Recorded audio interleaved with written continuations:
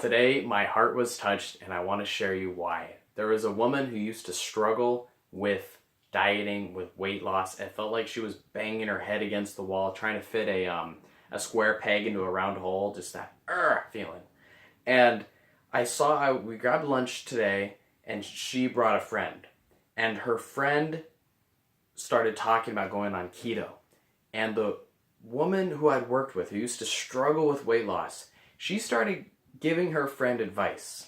And it was the best advice ever. From someone who used to struggle with weight loss, hearing her give advice to her friend by saying, you gotta be compassionate to yourself. You can't take it too much out of a time. No, you gotta listen to how your body feels. Things like this coming out of her mouth it was so amazing. It was so amazing. Let me give you a little bit of backstory. This woman, we first started working together, kind of the whole therapist-client dynamic, or whatever, counselor, coach, client, patient, that whole helping relationship thing. And she had reported a history of yo-yo dieting, where she'd lose weight, lose motivation, and then the weight would come back. And as I got to know her, I could also tell she was a little bit more of the anxious type. She had a lot of kind of rules. She was very logical. She loved the aspects of dieting that involved calorie counting, food journaling, the measuring of things. It gave her a sense of certainty about her food. However, she would also not pay attention to how foods made her feel.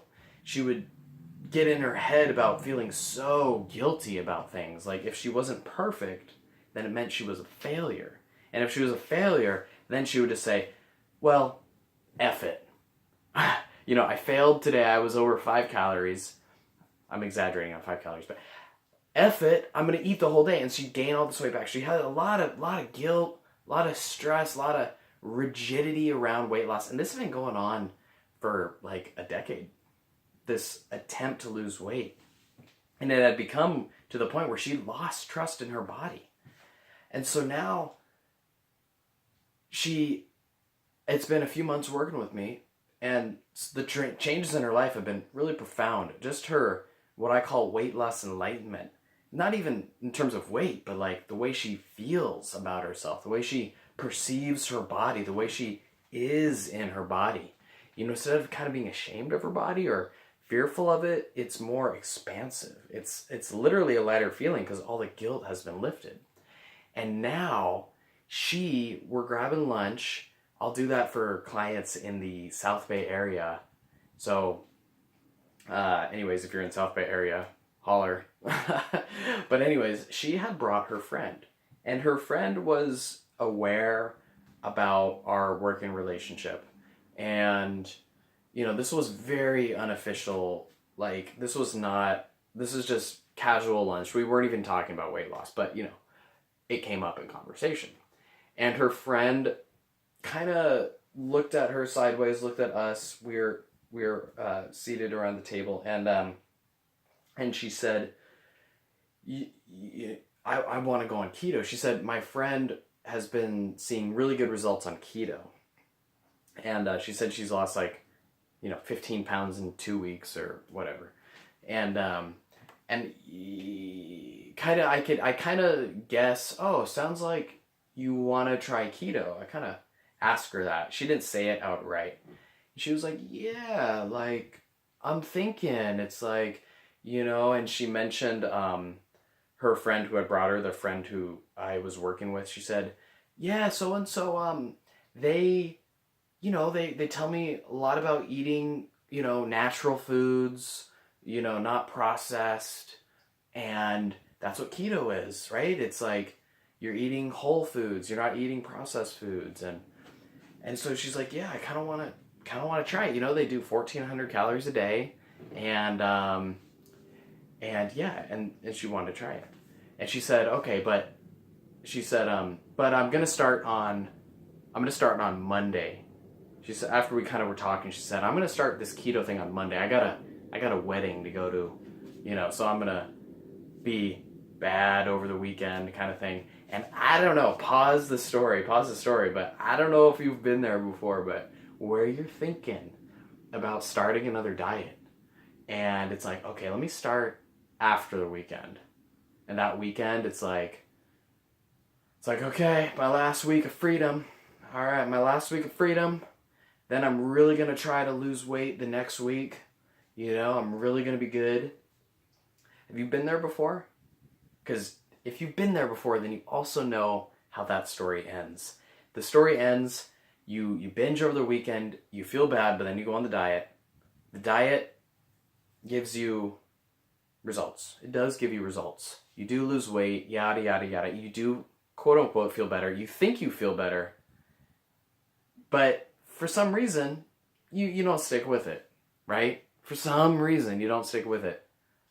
Why is that? Well, diets never work. And anyways, I want to return to the story, but that's a very common phenomenon. You're starting a diet next week, and you binge and eat a lot beforehand. And so anyways, she starts talking, and I can tell her story about joining keto, about trying keto. It's kind of like triggering. It's upsetting. It's like, oh, it's like alarming, right? Like I can feel like the voice in my stomach, or like kind of my throat gets caught. My voice gets caught in my throat. Is that the right phrase?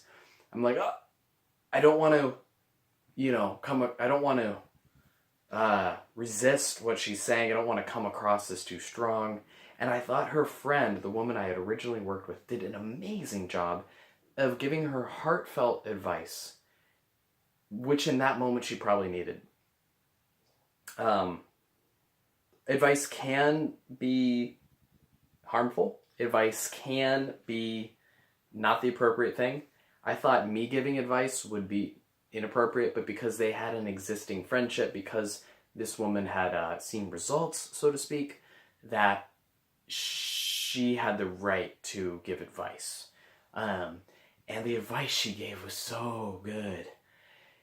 Oh man, it just touched my heart. Like, she was telling her friend, don't, you can't think about it as something you're gonna do in a few days. You have to see it as little things you can do now. And these little things, they have to make you feel good. Like, when you're talking about going on keto, it sounds like you're gonna miss a lot of the foods you're gonna eat, and that doesn't feel good. So it has to feel good. And she's like, the only reason you're procrastinating is because you really don't want to do keto. You're scared of it. But when you have a different approach, you can try things out and make sure it's okay before you commit to it. And she says just these beautiful things. I wish I had recorded it. Oh man, it was just coming from someone who just a few months ago would have said, yeah, go girl, you get on that diet, you lose that weight, you eat, you do the whole keto thing, girl, you do the whole keto thing. That's what she would have said a few months ago. So now she's saying, no, you gotta think carefully about how you think about weight loss.